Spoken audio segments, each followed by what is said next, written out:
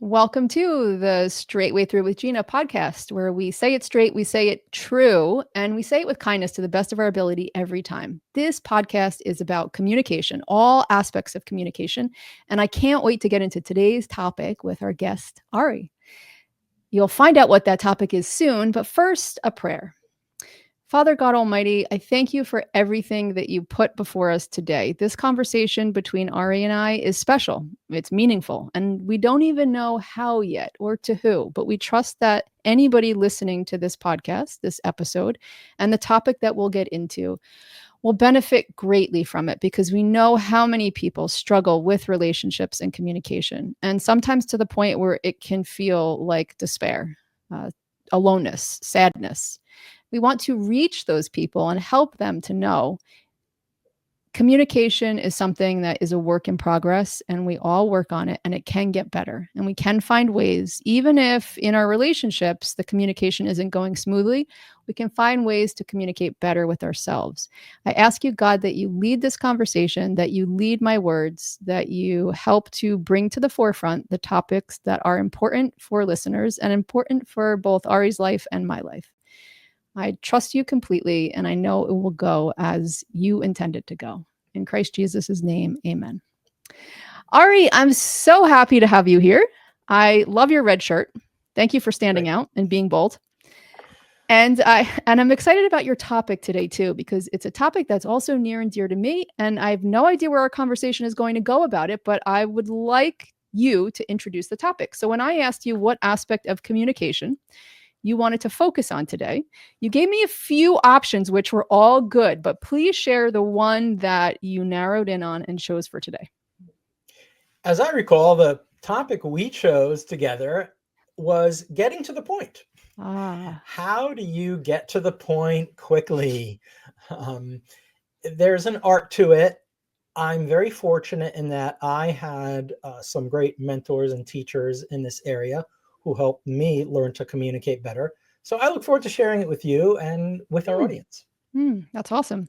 Okay, I want to ask you a couple things before we even get into the hows or what you learned or the effectiveness of getting to the point. How come getting to the point is something that you value? I came to value getting to the point when I was in business and in my career, and realized that a lot of communication happens that is wasteful. It wastes time, it wastes bandwidth, and most importantly, it came to confuse people. So, and I wasn't the first one to observe this by far. So I sought a better way of communicating, and it turns out there was a great way to communicate, and that's to get to the point first. So that was really something I lived and experienced, the difficulty people had in communicating. And I'm confident, as you mentioned in your beautiful prayer, that this is highly relevant to people in relationships too. You'll notice I'm going to dig around a little bit and ask you a lot of background questions because I'm really curious. Again, before we get to the meat of it, like the secondary meat of this is, why are we here? Why are we talking about this? Why is it important to you? And what comes to my mind is I think back to meetings when I used to work for an employer, and they used to call meetings. I used to sit in those meetings and feel like I was being tortured because it was like, what is the point of us being here? I could be doing so many things back at my desk, and it doesn't really feel like we're getting anything accomplished here. So you bring up a good point by saying that in business is when you first started really noticing that there were a lot of conversations where the communication wasn't getting to the point, at least fast enough, or maybe not at all. And that's when it started to get you interested in it. Could you give me an example of what it was like in those early days when you noticed that the conversation wasn't moving toward a point that you wanted to get to or that you hoped to get to? Like, how did you even start to know that there was a point to be said and it wasn't being said? Well, where I was working, we had, to the credit of my employer, we had a very collegial atmosphere. People were encouraged to speak with each other, and we had an open door policy. What I noticed, however, is that as part of that open door policy, people would just chit chat. And that was difficult. And the example I'll give is one of having to meet deadlines. We had publications that needed to get out the door to our clients on a certain day. And they had to be complete by the time they were going out. So there were many steps to this process. So what I noticed was that people sometimes struggle to communicate what was in their way, what was the obstacle to them getting things done. And instead they were communicating their concerns about missing the deadline, or what do we do if we, and they were thinking ahead, but not getting to the point of, I'm stuck on this particular table, or I'm stuck on this particular data set. It's not importing properly. So because it was my job to solve some of these publishing problems, it was helpful when people got to the point, as opposed to opening with, hey, look, we have a problem and we're going to miss the deadline, and et cetera, et cetera. So that's an example. Okay, I think you bring up such an excellent point here, and you actually said it in there. I was going to go there next, but you said it. You were there as a problem solver. I was. And when they were stating their complaints or their feelings about it, or why they weren't getting there, or whatever that background information was, it wasn't useful to you as the problem solver. Let's say you were there as the therapist. You might have been fine listening to them talk about all that other stuff, right? Absolutely. But it's so interesting because it's not just about, like, the goal isn't just to get people to a point. It's that if you want to solve a problem, there's a way to go about it. Right. And so you, as the problem solver, were saying, I'm the problem solver. Let's find the problem and then deal with it, instead of doing all this other stuff. And I just think that's such an important distinction, because we don't want some people really feel like they want this process of talking and they don't necessarily want to get to the point. Correct. You may know people like that, right?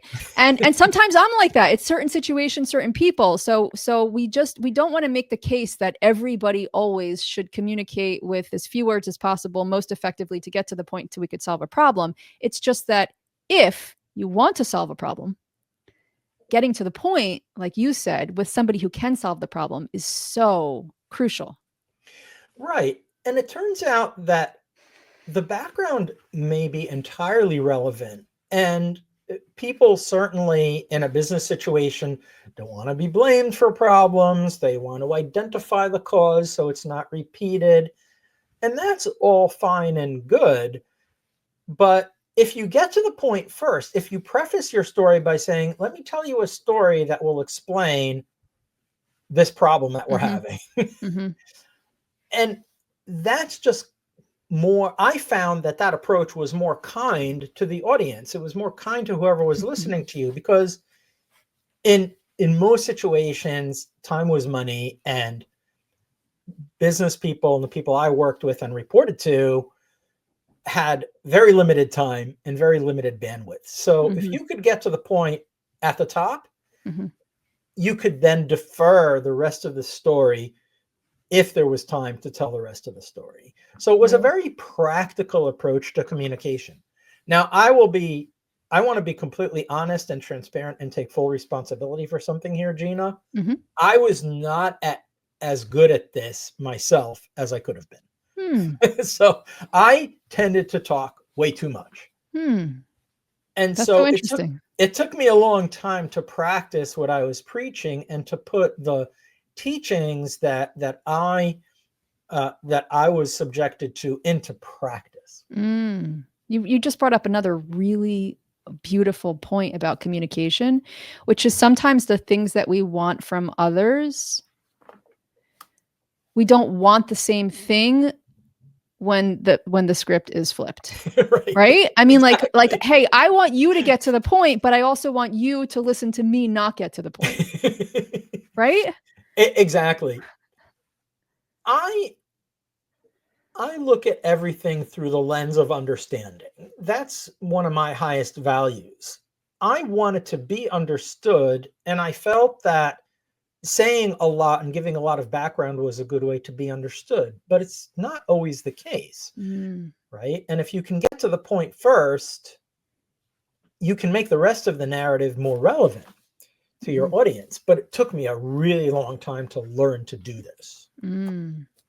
Wow. We know you're a coach because you said you have a value. And Yes. that's how coaches talk, right? I know my value, you know your values, but your value is understanding. That's beautiful. It's beautiful to know that. It's beautiful for you to know that when you're even going into communications. Yes. Do you feel like your value is to be understood and to understand others? Does it go both ways, or is it more just a value of like being understood? The highest value I have, the thing I value most is peace. Peace and understanding between people. To me, understanding is a way to achieve peace. So it's both. To answer your question, it's both. I want to understand and be understood. Looking back, and hindsight is 2020, right? Looking back, I think part of my struggle was a lack of confidence in communicating in English. Interestingly enough, because I grew up in Israel. So I spent years speaking Hebrew full time.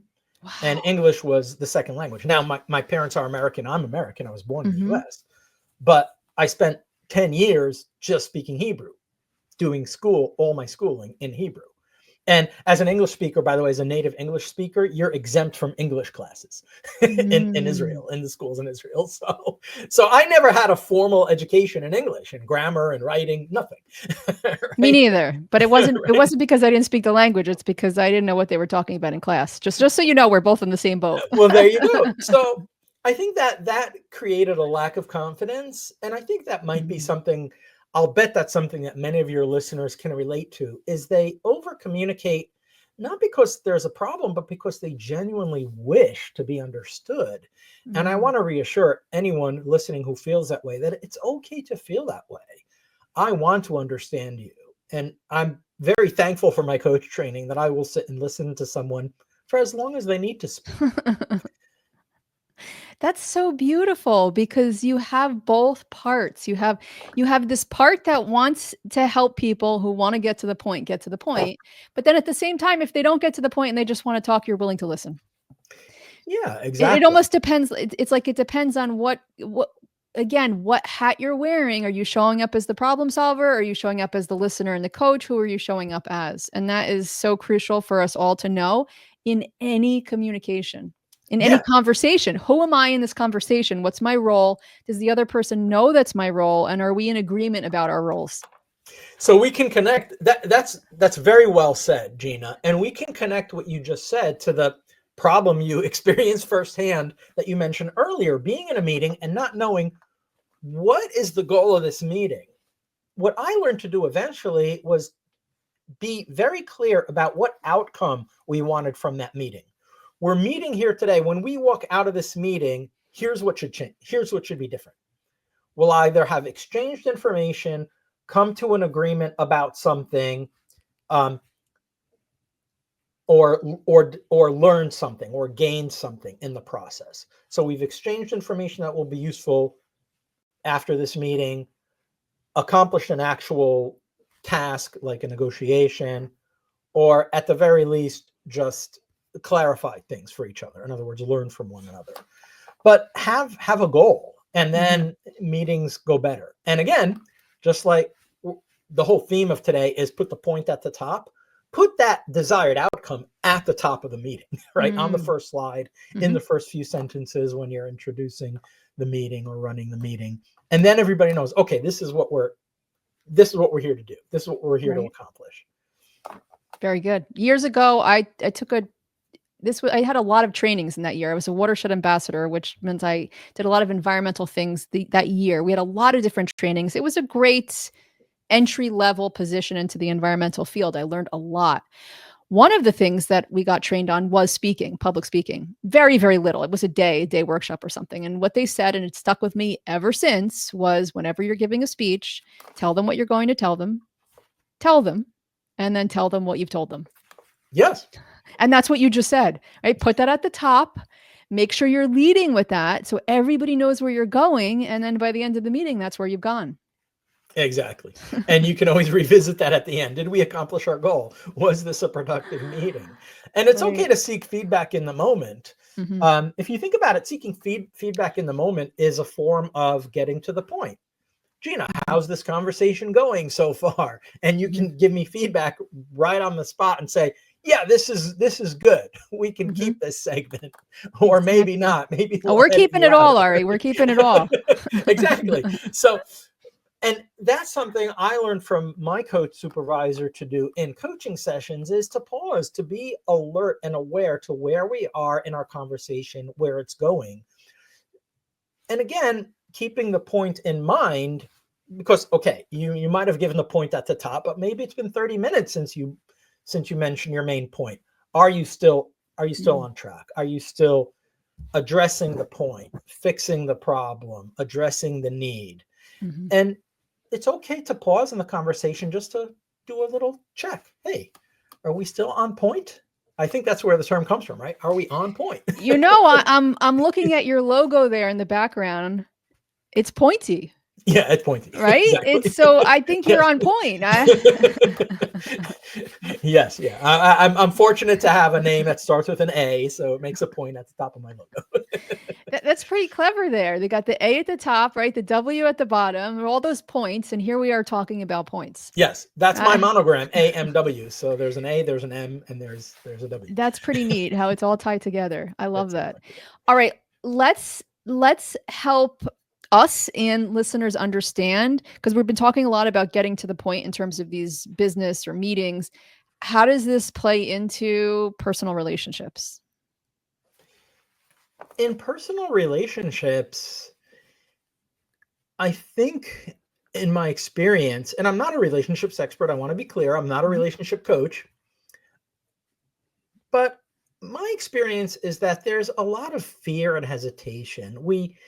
We're afraid to talk to the people we're close to, or to the people we're in a relationship with, or trying to form a relationship with. We're very concerned, rightfully so, about their feelings. And so that, I think, prevents people from getting to the point.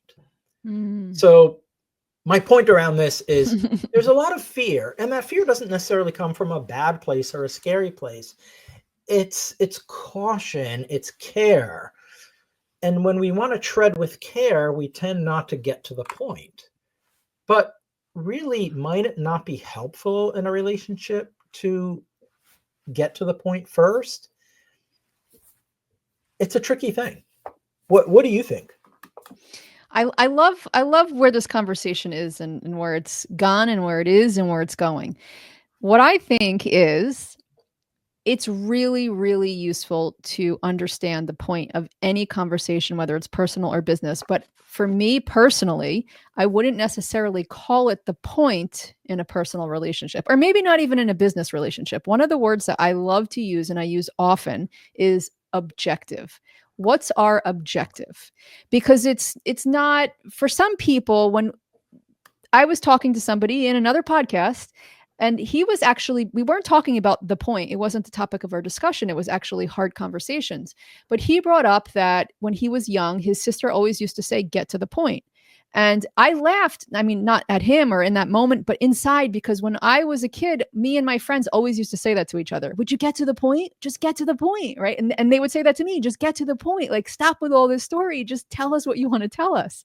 And so when he said that, that hurt him. I could really understand where he was coming from, because for him, the process was important. Like, for him, the talking was important. It wasn't about the point. And so his sister wanted to get to the point because she was the listener, and she was probably in problem solving mode. She just wanted to know maybe how to help him, or maybe she just had other things to do and didn't want long stories. But he felt dismissed because it was, and some stuff here, I'm putting words in his mouth, but let's just imagine that this is the case. It's a dismissal. Like, well, if you just want me to get to the point, you don't even care about my process. You don't care about my feelings. You don't care about what it was like for me on my way to the point. So what I say a lot, whether I'm in sessions with clients, or I'm in my own personal relationships, or I'm in business relationships, or whatever it is, I often say, what's our objective? Like, yes. What is our objective? And let's both agree to it. Let's decide on it and agree to it, because then we can move there. It doesn't mean I'll never use "what's the point" as a phrase. In fact, one of my favorite books of all time, which I don't know if you've read, is called Get to the Point by Joel Schwartzberg. Yeah, right. Yes, Okay. I've certainly heard of that book. I love that book. And that book for me made so much sense in terms of public speaking, because he uses the whole get to the point backdrop in terms of developing your public speaking. It's an excellent book. It's so good. And right here, I'm doing something that he would advise against. So good. He would, well, it's sort of, there's a word he uses. He calls them badjectives. Right. Anytime you describe something without really helping people understand what it is, like you say, it's amazing, it's good, it was so like It's a badjective. it's a badjective. Right. It's not specific enough. Exactly. What's good about it, Gina? Exactly. That's right. And he's really good at driving all those points in Yes. to the point where you're thinking about them when you're using those badjectives or other things. So I won't say that I never say get to the point, whether it's with myself or other people. But what I aim to do in all my relationships is talk about in the moment, what's our objective? Where are we going? What do we both want out of this? And then let's move in that direction. So first of all, I love that approach that you just described. And in a way, you can bring that up, I think, effectively in a relationship. Now, I've only been married for 33 years, so I might not know that much about relationships. But if I can say to my wife at the beginning of a conversation, we both want X, right? We both want X. I'd like to talk to you about it. Instead of just starting the conversation out of the blue, right? I've set the stage for here's the objective, right? Here's something we both want, or here's something I want, or here's something our family needs. So if you put that at the top, you're right. It's not a point necessarily, but it is an objective. So I love that. I think what you just described is actually a very effective mechanism. I also feel a lot of empathy for your counterpart who was being told, get to the point. Mm-hmm. Because it's like I said earlier, I do believe this is something that happens when you feel insecure or you don't feel heard. You want to speak, you want to say more so that you are heard, so that you are understood. And we all seek to be understood. Mm-hmm. But having an objective is a beautiful thing. I'd like to give you a visual, though. If you imagine an objective as something that you're going to reach down the road, what happens when you're looking down a straight road? The road converges to a point, right? Mm.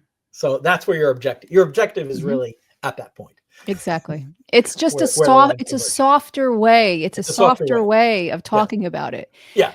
But there's some behind stuff, which is always the stuff that I love in what you just said. Okay, let me think if I can get it back here.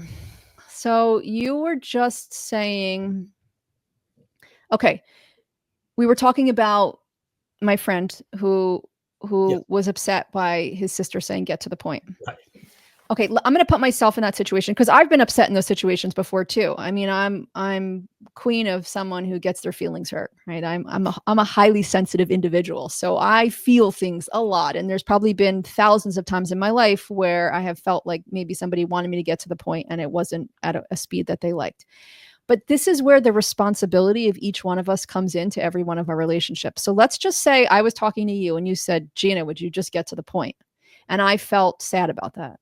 At that point, I would say to you, Ari, I'm hearing that the point is really important to you. I don't know if there is a point in that sense. My point, my objective is for you to hear me. Ah, see, and I love that. Right? I think that's effective. Exactly. So yeah. You've introduced a very important nuance here, which is that the word point can seem threatening because it's pointy, right? Right. So saying and in a way, again, using the visual analogy I used before of a road converging to a point, what's down that road? You don't tell people, well, we're going to go where the lines converge. Right? You say, we're going to go to that restaurant. At the end of the road, there's a restaurant. That's much more attractive than saying, we're just going to where the lines converge, right? That's right. You see the point at the end of the road, that's where we're going. It's like, but what is it? What is that point? So I really like the nuance you've introduced Now, I would like to think of myself as someone who would never say to you, Gina, get to the point. You've never said it, just for the record. Right. But then again, but this whole thing started because that's my wish, right? Internally, as I'm listening to people, I go, what's the point here? Are they getting, and again, it comes from a place of wanting to help and wanting to solve the problem, as you so eloquently put earlier. But that's not an excuse. I'm not making excuses. No, there are no excuses here. And every position that we're in, every hat that we have on is a good hat if we're doing it consciously, intentionally. Meaning if you're showing up as the problem solver intentionally and the other person knows that, then there's nothing wrong with you inserting, hey, as a problem solver, this is the method, this is the recipe. Yes. Right. And I wonder, here's another behind the behind is I wonder, meaning people that really are point driven, like want someone to get to the point, are in problem solving mode. And that is a beautiful thing. There's nothing wrong with that. There's only something wrong with that if somebody doesn't want a problem solved. Right. So, and again, that's an agreement that both people have to enter into when they have the conversation, because there's a lot of times I'm in conversations with people where I feel like they're trying to solve my problems, yet I don't even think I have a problem. And it, whether I do or don't, it's irrelevant. I don't have a problem. So when they try to solve it, I'm saying like, whoa, like what's happening here? Like, I'm just sharing, right? I'm just sharing information. You're here with problem solving hat on, trying to solve something. And that feels like a mismanagement of me because I don't have a problem. I'm communicating with you because one of my values is connection, and how I connect is by communicating and sharing things. So you see like how this is, communication is so complex and so subtle, and there's so many nuances. And if we're not looking for all these nuances and talking about them and making them conscious, these interactions are traps. We don't know how to navigate in them. That's a very beautiful and powerful point you just raised. That oftentimes people just need to be heard. And we know from neuroscience that this is actually a good thing. To speak your feelings, to speak your mind is actually good for you, because it gets all those things out of your subconscious and out of the back of your mind and into the forefront, where you can choose to take action or not. But the act of speaking itself is therapeutic.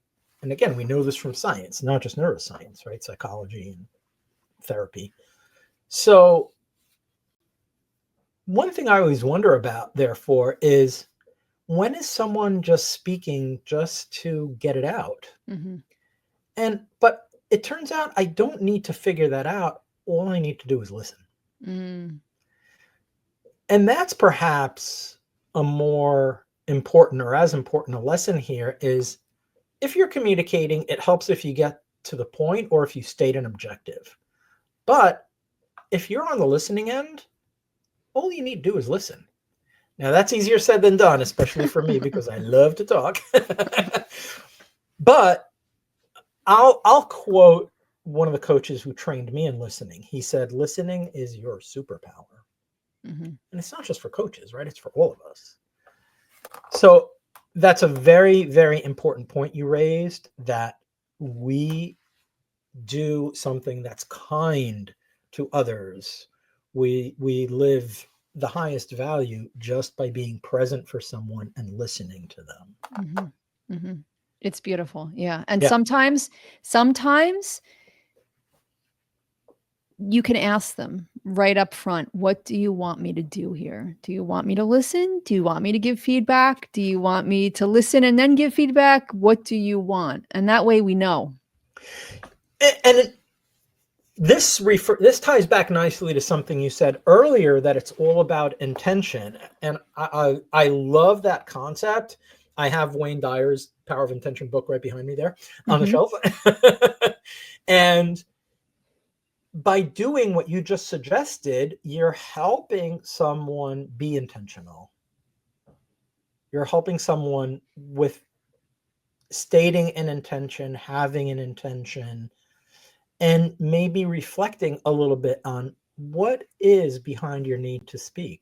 What is it? It's whatever it is, it's okay. But we can work on this together. Right. Even if all you need me to do is listen to you, Mm-hmm. we can Mm-hmm. work on this together. Mm-hmm. It's both people have responsibility. It's right. And that's always the key. So in a lot of these situations, let's go back to me again, being the one who's talking, and then someone else says to me, get to the point. If I shut down at that point, if my feelings are hurt and I shut down and I don't take responsibility for myself, I could easily say, well, that person just wants to fix me and I don't want to have anything to do with them. But that's me not taking responsibility in that relationship. In that relationship, I say, hey, I feel like I'm being fixed and that doesn't feel really good for me. What would feel good for me is this, is it something you're willing to do? And then that person can say yes or no, because that may be within their capacity or not. But that is the way to not blame the other, right? Because the other person isn't trying to fix you because there's something wrong with them or because like they're a terrible person. They're trying to do it because that's the way that they've learned to be effective in this world. And there's an emotional component there for them too, being the fixer. And so it's not that that person is a bad person or is doing something bad or should be written off as bad, but it's almost like an opportunity for both people to take responsibility, educate themselves and each other, and then find a new objective to move forward with. I like the way you explained that. And the word it brought up to my mind is thoughtful. That you're being thoughtful in both senses of the word. Thoughtful meaning you're thinking, and thoughtful meaning you're being considerate. Thoughtful as in considerate. So that is indeed a good thing to keep in mind in relationships. Sometimes it all just starts with a conversation and we don't know where that conversation is going to go. Now you mentioned, and as much as we're here to talk about getting to the point, that's not always the point, right? So you mentioned a book that you like. I'm going to mention a book that I like, which is The Pyramid Principle by Barbara Minto. And The Pyramid Principle, the subtitle of the book is Logic in Writing and Thinking. I have a copy right here, so that's what I'm looking at. I have 3 copies. I have 3 editions. Logic in Writing and Thinking. When most of the communications problem that I was solving in my career had to be written communications. So really what I learned to do, even before I learned to speak well, was learn to write well. And kudos to you for learning to speak well. And I know you're a great speaker.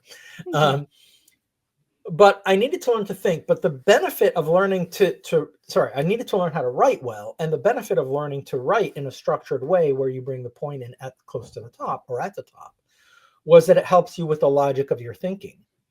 So even if you just want to have a conversation and it doesn't necessarily have a point, I find it helpful to think of getting to the point in your own writing. For example, if you're journaling. Why am I journaling today? What's my point? What's my intention? What's my objective? All terms that we've discussed here today. And if you think about that, I always find that it makes journaling easier. You know, yesterday I journal daily, and yesterday I was thinking, I don't want to spill out to my journal everything that went on today because it was an insane day. Let me focus on something. Let me have an intention. What do I want to focus on? How about gratitude? So I used a gratitude template, right? Where it just asks you, what are 3 things you're grateful for? And I'm like, I have 4 things, right? So you could read my journal and you would see the point at the top. Oh, this is a gratitude entry, right? That was my objective, to express gratitude. And then there's the details, what I was thankful for. So logic in writing and thinking is a great concept to me because if you practice it enough, I find that you can also become better at speaking. And better at thinking. and better at thinking, which, who wouldn't want that? As I like how you said, if you think of your point or objective up front, the thoughts are going to follow that. Right. Right. And if you don't have that Yes. objective or point up front, then your thoughts, you're more so just sitting there allowing for whatever random thoughts to come in Mhm. to take precedence. But if you say, this is my objective, then thoughts are going to follow. It's almost like taking action and then letting the thoughts follow that action so that Right. you further that action even more. So it's a very directed way Yes. of being. Yes. And I'll add an important proviso, which I hope will make our listeners feel good, which is none of what you and I are talking about need change your style of writing. All you're Mhm. doing is changing the structure. And that was the real insight that Barbara Minto, author of The Pyramid Principle, had when she was looking at all the writing by her colleagues who were very well educated, very well trained people. She said, I don't have an issue with their style. They write beautifully.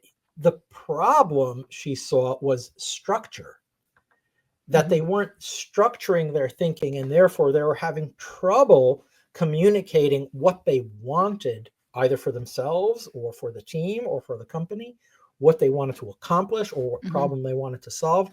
They were struggling to convey that clearly to others. Even though their style was fine, their grammar Mhm. was fine, they Mhm. were eloquent, they Mhm. had vocabulary, it didn't matter. So I want to assure listeners that you can start structuring your writing and your thinking, and it need not at all affect your style. You can Mhm. still be you in your communication.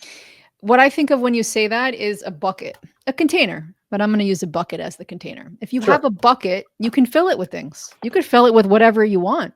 Right. You could fill it with sand. You could fill it with pizza. You could fill it with water. You could fill it with anything.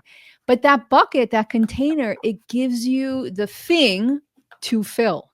If Yes. you don't have the bucket, you don't even you're just walking around. You don't know what you're doing at the beach or on the road. But when you go with the bucket, you know, like, I'm going to put things in here.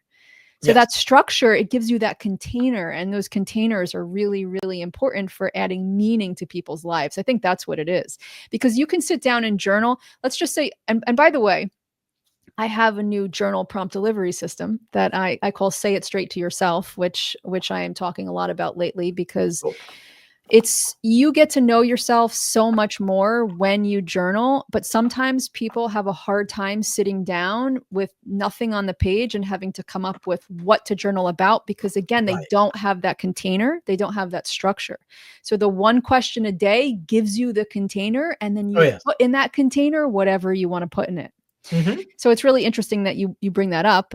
I I've been getting fabulous feedback from this journal prompt delivery system. Say Wonderful. it straight to yourself, because then you can say it straight to others. But Yes, you exactly. can't say it straight to others if you can't say it straight to yourself, Yes, right? you just made my point much more eloquently than I did, No, I mean, which you're is doing a exactly fabulous right. That job. logic and writing and thinking can help you in communicating in general, even if you're just writing for yourself, even if you're Mhm, just writing in your journal.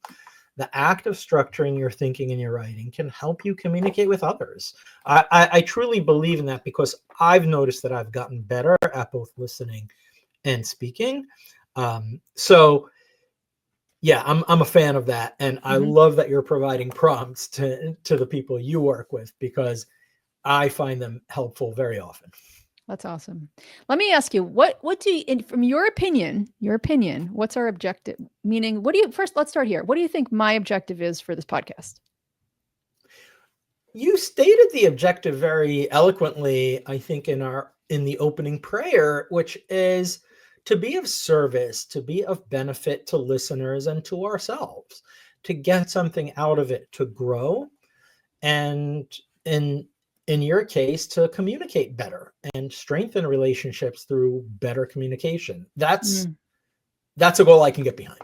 I love it. And what's your objective? Meaning, what do we have to talk about in the next 5 minutes so that your objective for today is met? My objective these days, because I'm very firmly in retirement phase of my life, my objective is simply to share something I know that may be of value to others. The Minto Pyramid principle has been very valuable to me and continues to be. By the way, I held up one copy. There's a second one right there. Okay, that's the latest edition. I'm systematically going through this to see what's new, what's changed, because she's kept it up to date. I mean, this book was originally written in the 1970s. Wow. And thank goodness Barbara Minto is still around. But my objective was to simply share this principle and let your users do with it as they will, right? It is nothing but a tool. Whether it's the right tool, your listeners will be the best judge of whether it's a tool. So that was my very simple objective, was just to share something that I knew. And to repeat, I often say this, my admiration for Barbara Minto and being really groundbreaking in coming up with this and really changing writing for probably millions of people at this point, changing how people communicate in business. Mm. I remember you mentioned her book a year or two ago.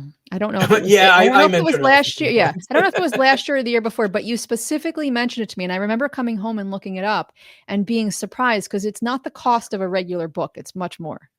Yes. Right? Yeah, because her book is hard to find in print now. So if you're buying a copy from let's say her website, I think it's like $40.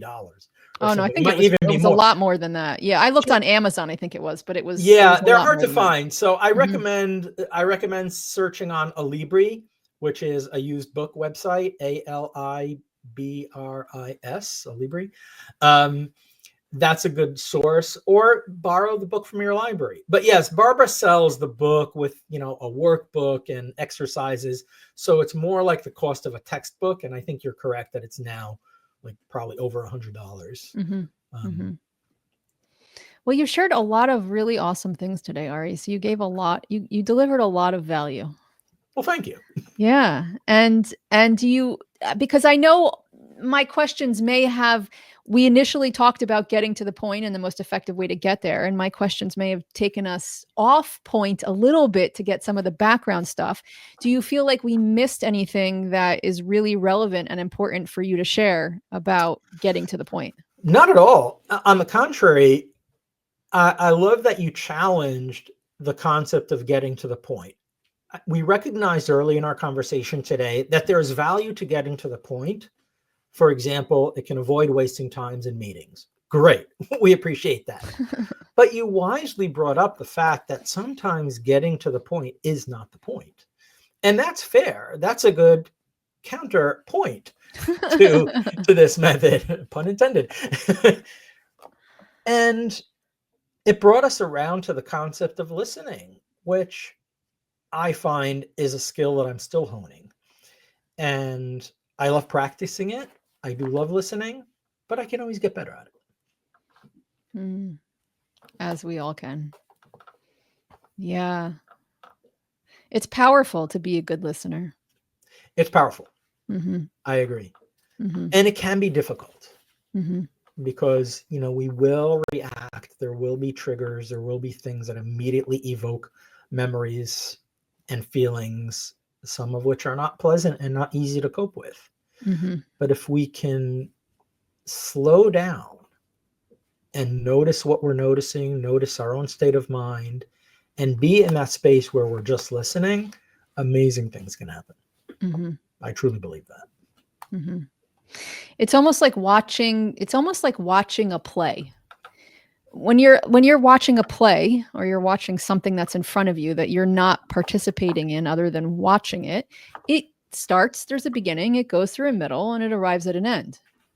And it's almost like that. If you just give your listening ear to someone who's saying something instead of interjecting, which I interject all the time. I mean, that's my style, to interject.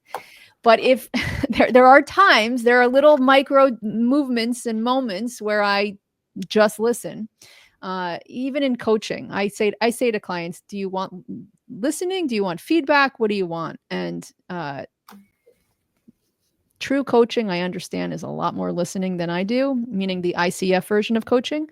But my technique is a little bit different. But in the moments that I'm listening, just purely listening, it's almost like watching a play. It has a beginning, it has a middle, it has an end, and I don't need to do anything except for listen. It goes there on its own. That is a great analogy. And the value I derive from what you just said is that of patience. When you go to a play, it's not like you're expecting to see the end in the first 5 minutes. You're there to sit and experience all of it with the actors. So I love the analogy, and it's a great way to remind people that, you know, sometimes the best thing you can do is let a conversation play out. That's right. Pun intended, I That's guess. Right. Well, thanks for bringing the humor today. Yeah. Sure. The red shirt, the humor, the on point logo. I mean, you know, you've showed up with a lot of good things. Well, thank you. Yeah. And so you feel like we've gotten to the point? I feel like we have, and I'd love to hear from you or your listeners what people thought of this episode, what people thought of this conversation. Did they get something value? But I will end by reassuring our listeners that whatever your communication struggles are, there are people out there who will listen, and there are people out there who can help you with your communication, help you get clearer, help you meet your intention, and help you meet a wonderful objective that you have for yourself or for others. Beautifully said. Thank you for sharing that. Yes. So if you've heard something today that hit home or that you'd like to share with somebody important to you, please share it. If you'd like to get in on the Say It Straight to Yourself journal prompt delivery system, it's fabulous. You get a journal prompt once a day, 5 days a week, weekends off, because it's important to have a break. You get to know yourself through these journal prompts. Some of the things that current participants are saying is that they're questions they would never ask themselves. And it's going into parts of them that they would not tap into had they not got the question in the morning. So this is a really rich and valuable practice for yourself. And I will post the link to that in the show notes. Thanks for listening. And most of all, thank you, Ari, for being the guest today and for getting to the point. Thank you for having me. You're welcome.